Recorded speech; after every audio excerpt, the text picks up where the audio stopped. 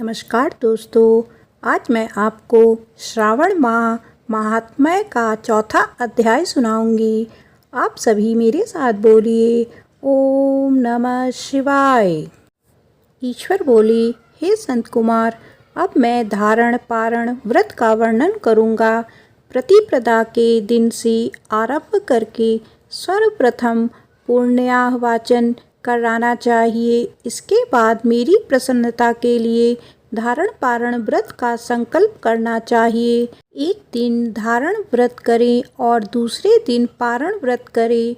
धारण में उपवास तथा पारण में भोजन होता है। श्रावण मास के समाप्त होने पर सबसे पहले पुण्यावाचन कराना चाहिए। इसके बाद हे मानद, आचार्य तथा अन्य ब्राह्मणों का वरण करना चाहिए। तत्पश्चात पार्वती तथा शिव की स्वर्ण निर्मित प्रतिमा को जल से भरे हुए कुंभ पर स्थापित कर रात में भक्ति पूर्वक पूजन करना चाहिए तथा पुराण श्रवण आदि के साथ रात भर जागरण करना चाहिए। प्रातःकाल अग्नि स्थापन करके विधि पूर्वक होम करना चाहिए।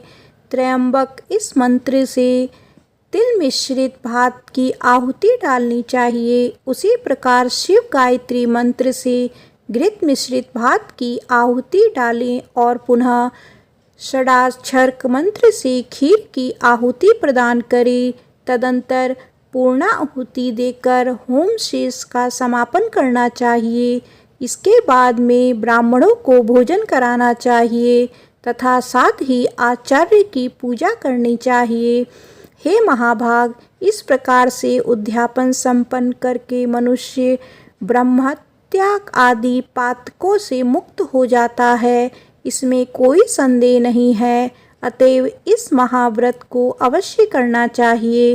हे मुनि, अब श्रावण में मास उपवास की विधि को आदर पूर्वक सुनिए। प्रतिपदा के दिन प्रातःकाल इस व्रत का संकल्प करें। स्त्री हो या पुरुष, मन तथा इंद्रियों को नियंत्रित करके इस व्रत को करें।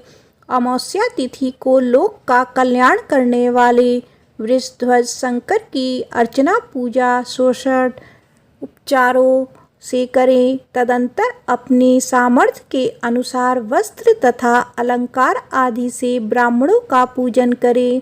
उन्हें भोजन कराएं तथा प्रणाम करके विदा करें।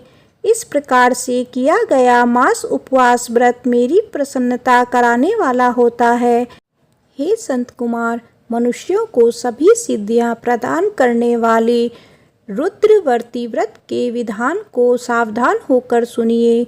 अत्यंत आदर पूर्वक कपास के 11 तंतुओं से बत्तियां बनानी चाहिए।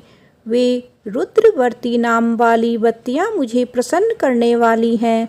मैं श्रावण मास में भक्ति पूर्वक दीवान के देव गौरीपति महादेव का इन 1,00,000 संख्या वाली बत्तियों से निराजन करूंगा। इस प्रकार श्रावण मास के प्रथम दिन विधि पूर्वक संकल्प करके महीने भर प्रतिदिन शिव जी का पूजन कर 1000 बत्तियों से निराजन करें और अंतिम दिन 71,000 बत्तियों से निराजन करें अथवा प्रतिदिन 3000 बत्तियां आदरपूर्वक अर्पण करें और अंतिम दिन 13,000 बत्तियां समर्पित करें अथवा एक ही दिन सभी 1,00,000 बत्तियों को मेरे समक्ष जलाएं।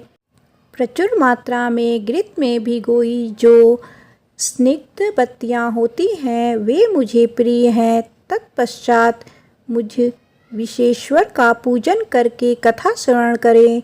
संत कुमार बोले, हे देव, हे जगन्नाथ, कृपया करके आप मुझे इस व्रत का प्रबंध बताएं। हे प्रभु, इस व्रत को सर्वप्रथम किसने किया तथा इसके उद्यापन में क्या विधि होती है?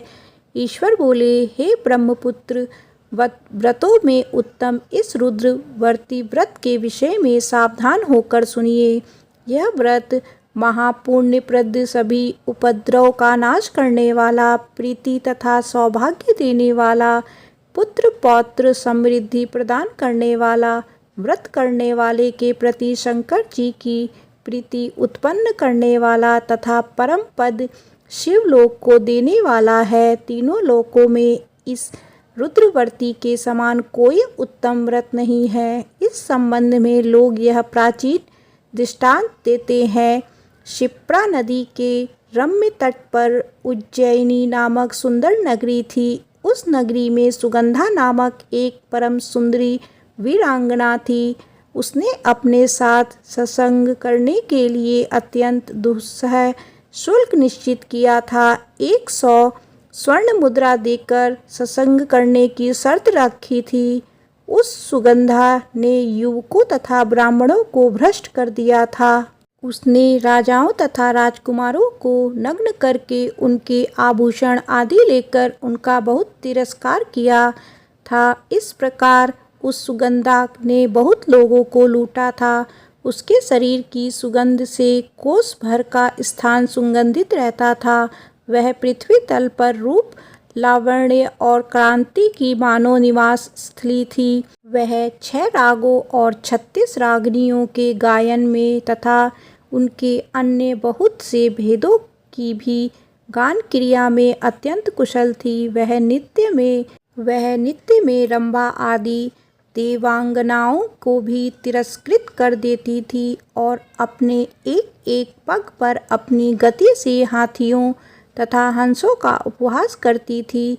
किसी दिन वह सुगंधा कटाक्षों तथा बहुत चालान के द्वारा काम वारणों को छोड़ती हुई क्रीड़ा करने के विचार से क्षिप्रा नदी के तट पर गई। उसने ऋषियों के द्वारा सेवित मनोरथ नदी को देखा। वहाँ कई विप्र ध्यान में लगे हुए थे तथा कई जप में लीन थे, कई शिवार्चना में रत थे तथा कई विष्णु के पूजन में तल्लीन थे। हे महामुनि, उसने उन ऋषियों के बीच विराजमान मुनि वशिष्ठ को देखा। उनके दर्शन के प्रभाव से उसकी बुद्धि धर्म में प्रवृत्त हो गई। जीवन तथा विशेष रूप से विषयों से उसकी वृत्ति हो गई। वह अपना सिर झुकाकर बार बार मुनि को प्रणाम कर के अपने पाँव की निवृत्ति के लिए मुनि श्रेष्ठ वशिष्ठ जी से कहने लगी। सुगंधा बोली, हे अनाथनाथ, हे विपेंद्र, हे सर्व विद्या विरासद, हे योगीश, मैंने बहुत से पाप किए हैं। अतः हे प्रभु, उन समस्त पापों के नाश के लिए मुझे उपाय बताइए। ईश्वर बोले, हे संत कुमार, उस सुगंधा के इस प्रकार कहने पर वे दीन वत्सल मुनि वशिष्ठ अपनी ज्ञान दृष्टि से उसके कर्मों को जानकर आदर पूर्वक कहने लगे। वशिष्ठ बोले, तुम सावधान होकर सुनो। जिस पुण्य से तुम्हारे पाप का पूर्ण रूप से नाश हो जाएगा, वह सब मैं तुमसे अब कह रहा हूँ। हे भद्रे, तीनों लोकों में विख्यात वाराणसी में जाओ। वहाँ जाकर तीनों लोकों में दुर्लभ, महान पुण्य देने वाले तथा शिव के लिए अत्यंत प्रीतिकर रुद्रव्रती नामक व्रत को उस क्षेत्र में करो। हे भद्रे, इस व्रत को करके तुम परम गति प्राप्त करोगी। ईश्वर बोले। तब उसने अपना धन लेकर सेवक तथा मित्र सहित काशी में जाकर वशिष्ठ के द्वारा बताए गए विधान के अनुसार व्रत किया। इस प्रकार उस व्रत के प्रभाव से वह सशरीर उस शिवलिंग में विलीन हो गई। हे संत कुमार, इस प्रकार जो स्त्री इस परम दुर्लभ व्रत को करती है, वह जिस जिस अभिष्ट पदार्थ की इच्छा करती है उसे निसंदेह प्राप्त करती है। हे सुव्रत, अब आप माणिक्यवर्तियों का महात्म्य सुनिए। हे विपेंद्र, उन माणिक्यवर्तियों के व्रत से स्त्री मेरे अर्ध आसन की अधिकारिणी हो जाती है और महाप्रलय पर्यंत वह मेरे लिए प्रिय रहती है। अब मैं इस व्रत की संपूर्णता के लिए उद्यापन का विधान बताऊंगा। चांदी की बनी हुई नंदीश्वर की मूर्ति पर आसीन सुवर्णमय भगवान शिव की पार्वती सहित प्रतिमा को कलश पर स्थापित करना चाहिए और विधि के साथ पूजन करके रात्रि में जागरण करना चाहिए। इसके बाद प्रातःकाल नदी में निर्मल जल में विधि पूर्वक स्नान करके 11 ब्राह्मणों सहित आचार्य का वर्णन करना चाहिए। तत्पश्चात रुद्र सूक्त से अथवा गायत्री से अथवा मूल मंत्र से घृत खीर तथा बिल्व पत्रों का होम करना चाहिए। इसके बाद पूर्णाहुति होम करके आचार्य आदि की विधिवत पूजा करनी चाहिए तथा सप्तलीन 11 उत्तम विप्रों को भोजन कराना चाहिए। हे संत कुमार, जो स्त्री इस प्रकार के व्रत करती है वह समस्त पापों से मुक्त हो जाती है। तत्पश्चात विधान पूर्वक कथा सुनकर स्थापित की गई समस्त सामग्रियां ब्राह्मण को दे देनी चाहिए। इससे निश्चित रूप से 1000 अश्वमेघ यज्ञों का फल मिलता है। श्रावण माह महात्म्य का चौथा अध्याय समाप्त होता है। आप सभी मेरे साथ बोलिए ओम नमः शिवाय।